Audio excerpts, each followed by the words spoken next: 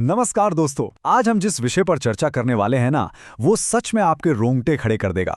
तो बिना किसी देरी के सीधे शुरू करते हैं इस भयानक सुपरनैचुरल हॉरर स्टोरी की पूरी एनाटॉमी को समझना। देखते हैं कि कैसे इंसानी लालच और इस दुनिया से परे की ताकतें मिलकर एक ऐसी कथा बुनती हैं जो दिमाग से निकलने का नाम ही नहीं लेती। जरा सोचिए, कोई इंसान अपनी उस हद तोड़ थका देने वाली मजबूरी की जिंदगी से छुटकारा पाने के लिए आखिर किस हद तक गुजर सकता है। ये सवाल अपने आप में एक बहुत ही गहरा और डरावना माहौल बनाता है, क्योंकि ये कहानी सिर्फ भूतों के बारे में नहीं है। ये इंसानी मजबूरी और उस लालच के नतीजों की बात करती है जो सदियों से लोगों को डराती आई है। किस्सा शुरू होता है पंजाब के एक छोटे से गांव से। वहां का एक लकड़हारा जिसकी पूरी जिंदगी बस फिजिकल थकान यानी एक ग्रूलिंग मेहनत से भरी हुई थी। ऐसी थकान जो दिमाग को सुन्न कर दे। ये समझना बहुत जरूरी है कि जब इंसान ऐसी थकान और लाचारी में होता है ना, तो उसकी सही और गलत में फर्क करने की शक्ति बिल्कुल धुंधली पड़ जाती है। उसका रोज का रूटीन देखिए। सुबह सुबह जंगल जाना, पूरा दिन लकड़ियां काटने में अपना पसीना बहाना और फिर आधी रात को थक हार कर अकेले घर लौटना। ये रूटीन केवल वक्त नहीं बताता, ये उस गहराई तक बैठी थकन को एस्टैब्लिश करता है जो किसी को भी अचानक आने वाले लालच के आगे बिल्कुल कमजोर बना देती है। और फिर एक रात वो अंधेरा उसकी जिंदगी हमेशा के लिए पलट देता है। जब वो जंगल के उस सुनसान और भयानक सन्नाटे में अपने घर लौट रहा था, अचानक उसकी नजर पेड़ों के बीच किसी ऐसी चीज पर पड़ती है जो चमक रही थी। इतने घने अंधेरे में भी एक चमक। वो समझ नहीं पाता और खुद को रोक ना पाते हुए उस चमकती हुई चीज के पास चला जाता है। पास जाने पर जो नज़ारा उसने देखा वो सच में दिल दहला देने वाला था। वहां जमीन पर एक औरत की लाश पड़ी थी, लेकिन इस भयानक दृश्य में एक और चीज थी जिसने उसे पूरी तरह झकझोर दिया। उस मृत औरत ने बहुत ही सुंदर सोने की पायलें पहनी हुई थीं। मौत के उस सन्नाटे और अंधेरे के बीच सोने की वो चमक अपने आप में बहुत अजीब और डरावना कॉन्ट्रास्ट पैदा कर रही थी। ऐसे में किसी का भी पहला ख्याल क्या होगा? यही कि तुरंत गांव वालों को मदद के लिए बुलाया जाए। पर यहां उसकी नैतिकता और सोने के उस भारी लालच के बीच एक टकराव होता है। उन प्यालों की खूबसूरती और उनकी कीमत ने उसके दिमाग पर ऐसी चोट की कि उसका वो पहला सही फैसला उसके लालच के आगे बिल्कुल घुटने टेक देता है।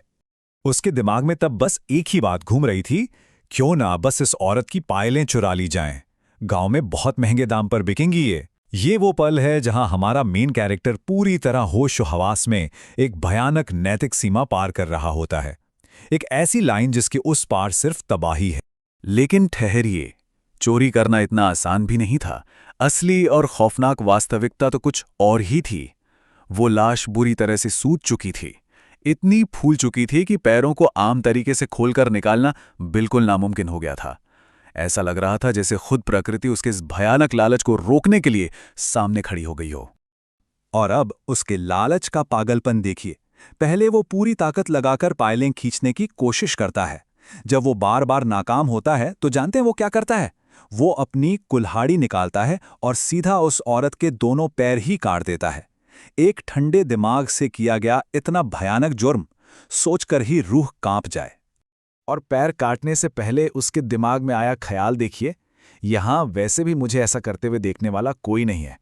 ये सोच उसे अपने उस राक्षसी अपराध के प्रति पूरी तरह अंधा कर देती है।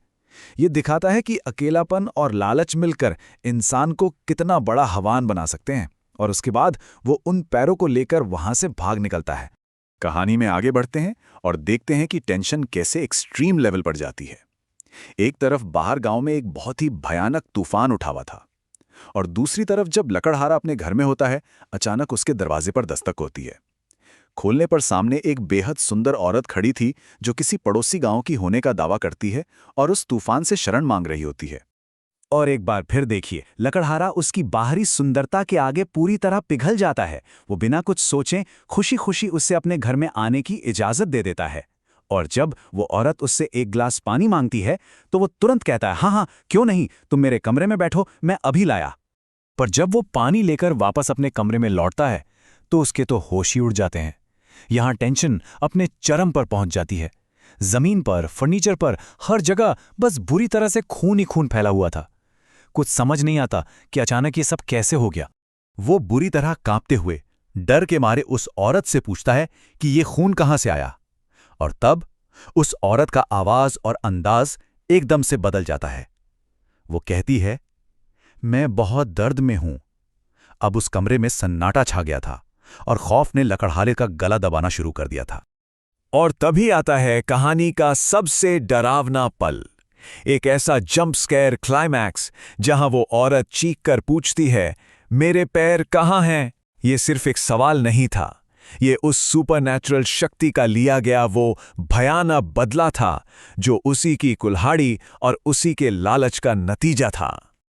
लेकिन एक सेकंड रुकिए, कहानी यहां एक बहुत ही अजीब और अनएक्सपेक्टेड मोड़ लेती है। इस खूनी, डरावने क्लाइमैक्स के तुरंत बाद अचानक से एक मॉडर्न यूट्यूब क्रिएटर की बड़ी ही खुशमिजाज आवाज सुनाई देती है। हाय गाइस, मुझे उम्मीद है आप सबको ये वीडियो पसंद आई होगी। एकदम प्राचीन भयानक कथा से निकलकर सीधा आज के डिजिटल कंटेंट की दुनिया में लाना, ये शिफ्ट सच में बहुत ही फैसिनेटिंग है ना? यही तो सबसे अहम बात है समझने वाली। आज के दौर में ऐसी डरावनी कहानियां कैसे लोगों को जोड़े रखने के काम आती हैं।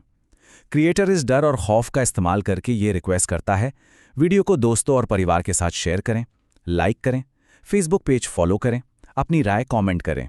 इस तरह से एक क्लासिक फोकलोर को पूरी तरह एक मॉडर्न कम्युनिटी बिल्डिंग टूल में बदल दिया जाता है।